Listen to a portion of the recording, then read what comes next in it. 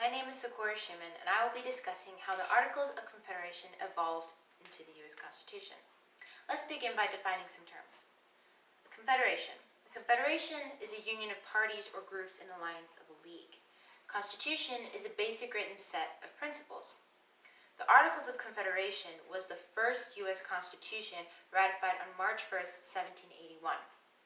The U.S. Constitution was a new document that restructured the U.S. government and was ratified on June 21st, 1788. There are three branches of government: the legislative, which makes the law, the executive, which enforces the law, and lastly, the judiciary, which interprets the law.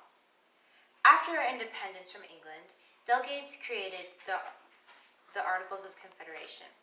After being drafted 6 times, it wasn't until the 7th draft that was reviewed and later signed and ratified in 1781.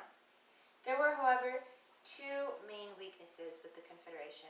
1, they had no national military, and 2, they had no power to collect taxes from citizens. There were 2 main opposing parties, the Federalists and the Nationalists. Federalists believed in central government, whereas Nationalists believed in sovereign states.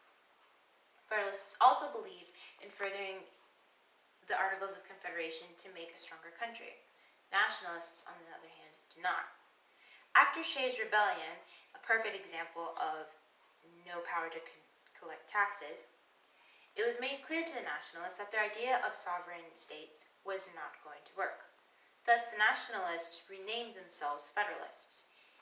The Federalists had a strong, thought-out plan called the Virginia Plan.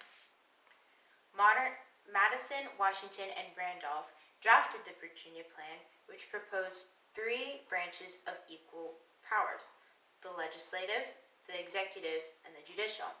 These 3 branches were to, quote, replace legislative dominance with a more balanced model, end quote, as well as, quote, end the equality of states in congressional decision-making with a system of proportional representation, end quote, uscourt.gov. The Virginia Plan also became what we know today as the U.S. Constitution. Madison, Hamilton, and Jay wrote a total of 35 persuasive Federalist papers in favor of the Constitution. This in turn rewarded them with the votes of all states with the exception of 2, North Carolina and Rhode Island. After the Constitution had been ratified in 1788, Madison proposed a Bill of Rights to protect the new nation from falling into monarchy, as the anti-federalists feared it would. The Bill of Rights was created to protect the personal rights of the people. In conclusion, the fact that our government today is functioning according to the Federalist Constitution written over 200 years ago proves how clearly thought out their plan was.